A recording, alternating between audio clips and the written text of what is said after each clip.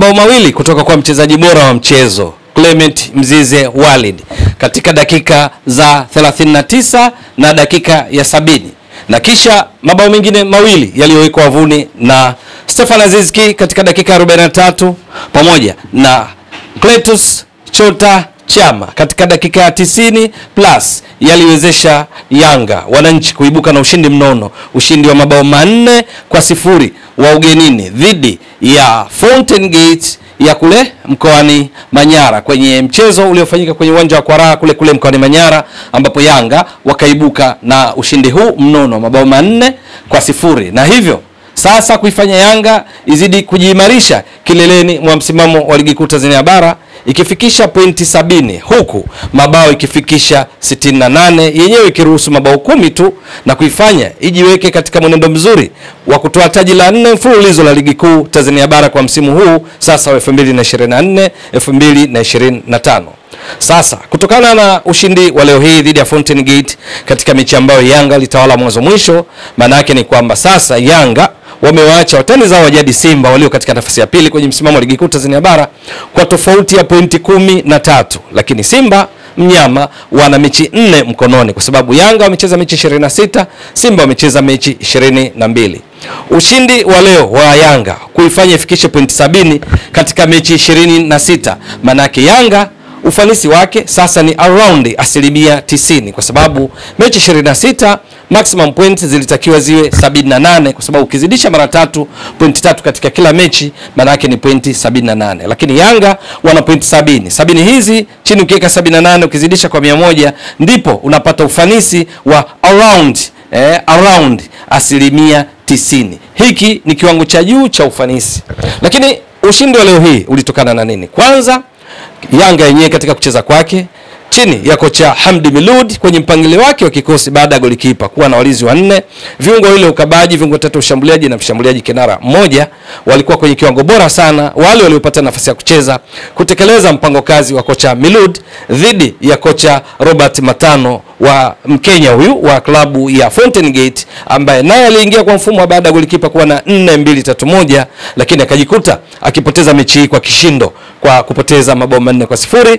Lakini mbali na Yanga wenyewe kucheza vyema, kwa maana kumiliki mpira katika muda wote wa mchezo, kushambulia mfululizo, kupigania mipira 50 kwa 50 wao wakiwa mbele muda wote, lakini kubwa zaidi uwezo wa kupiga mashuti kwa kulenga shabaha wa takriban 57% uliibeba Yanga kwa kiasi kikubwa. Lakini lingine kilichochangia ushindi mnono wa Yanga ni pamoja makosa ya golikipa alianza katika mchezo huu wa Fountain Gate. Huyu ni golikipa wa kutoka Nigeria, golikipa bingwa wa zamani wa ligi kuu ya Nigeria misimu miwili iliyopita akiwa na klabu ya Enyimba.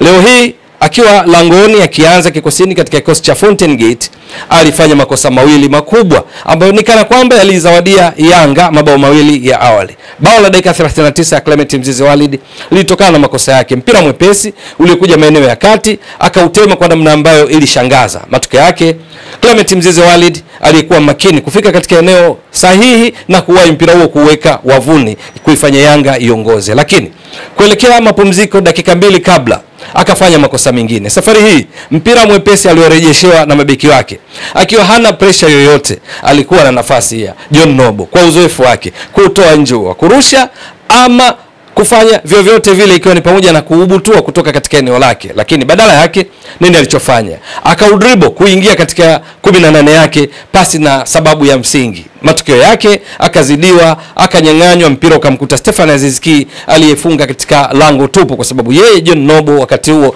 alikuwa tayari yuko mbali na lango lake.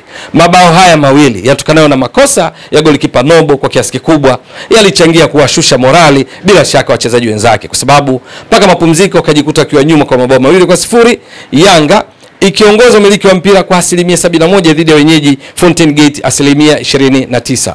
Kipindi cha pili Yanga wakaja na nguvu nyingine mpya zaidi, lakini safari hii wakipunguza kasi ya kumiliki mpira zaidi, badala yake wakiwa wao Fountain Gate wakiibuka kuongeza kasi ya kucheza mpira kulinganisha na kipindi cha kwanza.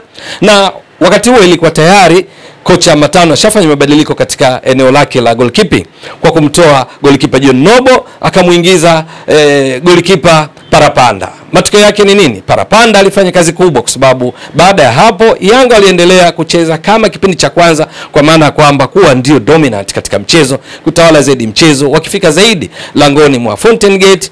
Mwisho wake wakawa mpaka mechi inakamilika Yanga wakiwa na ushindi wa mabao 4 kwa sababu ya mabao yaliyowekwa na Mzizi katika dakika ya 70, akipata pasi nzuri kutoka kwa mtokea bench Jonathan Ikangalombo, wakipigana 1-2, Mzizi kwa utulivu na nonchalant akaweka mpira wavuni kuandika bao la 3, na kisha kuelekea mwishoni mwa mchezo mtokea benchi mwingine Cletus Chota Chama, wote performance katika dakika chache alizocheza akiwa ameingia dakika 65 kama ilivyo kwa Jonathan Ikangalombo. Chama mpira wa free kick akapiga katika namna ambayo golikipa parapanda Ibrahim Rashid hakuweza kufikia, na hivyo kuipa Yanga bao la 4 kunogesha ushindi mnono tukanao na kiwango bora walichokionyesha mpaka mwisho wa mchezo.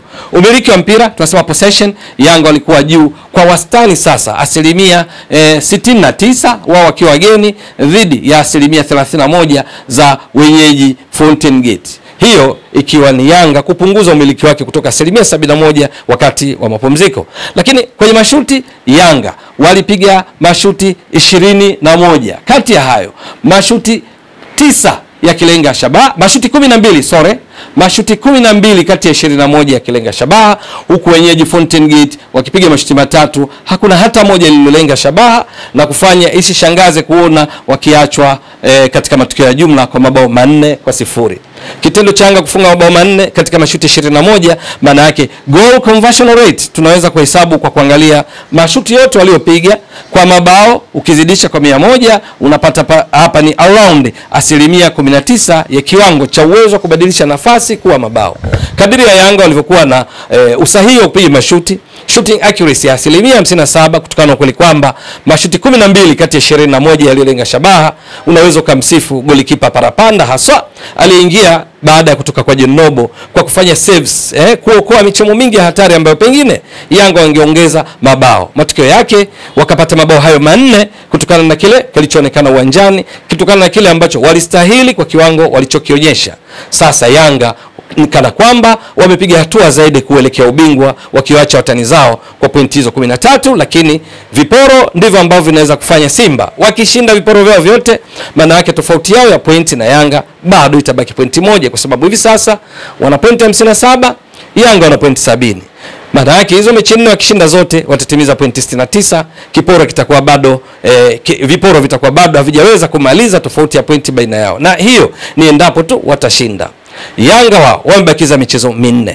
Je, itakuwa vipi? Maana mshindani wake katika kuwania taji la ligi kuu Tanzania bara kwa msimu huu wamebaki Simba tu. Maana Azam FC, Singida Black Stars tayari walishaga katika mbio za ubingwa, kwa sababu hata wakishinda mechi zao zote bado hawawezi kufikia pointi ambazo Yanga tayari wameshaziweka kibindoni. Kwa kile ambacho Yanga wamekionyesha leo hii ugenini dhidi ya Fountain Gate, hasa katika eneo la shooting, kupiga mashuti, kulenga shabaha kwa kiasi kikubwa kwa usahihi wa zaidi ya asilimia 50, ndicho ambacho pengine kinaweza kukampa jeuri zaidi kocha Milud kwamba kikosi chake kinaweza kwenda kutetea taji la ligi kuu Tanzania bara sasa kwa mara ya 4 mfululizo baada ya kutoa mara 3 mfululizo. Ni kwa nini? Leo hiyo mpiga mashuti 21, 12 on target, sawa na shooting accuracy, usahihi wa kulenga shabaha wa asilimia 57. Mechi iliyopita ya ligi kuu walicheza dhidi ya Azam, mashuti 10, 9 on target, shooting accuracy ya asilimia 90, walishinda 2-1.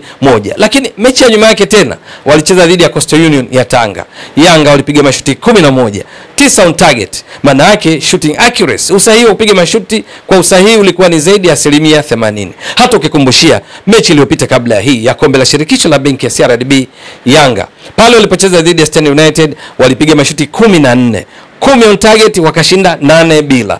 Kasi hii kama wataidumisha katika mechi 4 kwao zilizobaki kwenye makaratasi kwenye msimamo wa ligi kuu Tanzania bara, maana yake ni kwamba Yanga ni ngumu kusimamishwa na watani zao wa jadi Simba katika kutetea ama kutoa tena taji la ligi kuu Tanzania bara kwa msimu huu. Hata hivyo mpira wa miguu mpaka mechi ichezwe. Hizo mechi zilizobaki, je, Yanga wataendeleza kasi hii ambayo inawafanya wawe na mabao 68 katika mechi 26? Maana yake dakika 2340 wakifunga mabao 68. Hizo dakika 2340 ni matokeo ya mechi 26, mechi moja dakika 90 ndo zinatenza hivyo. Maana yake ni nini? MPG minutes per goals. Yanga wanatumia kwa wastani dakika 34 na sekunde 25 kufunga bao katika safari yao hii mpaka sasa kwa mechi 26. Ni kiwango cha juu mno cha upachikaji mabao kwa idadi ya mechi walizocheza katika ligi kuu Tanzania bara, ligi nambari 6 kwa ubora barani Afrika kwa mujibu wa viwango vya soka vya shirikisho la soka barani Afrika CAF.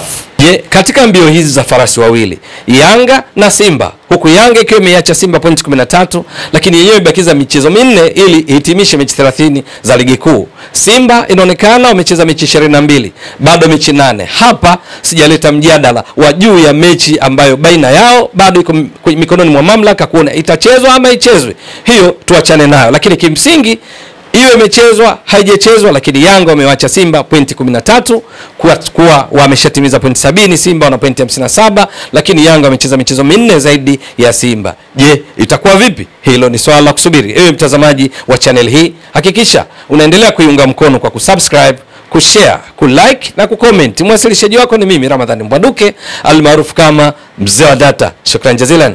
Bye bye.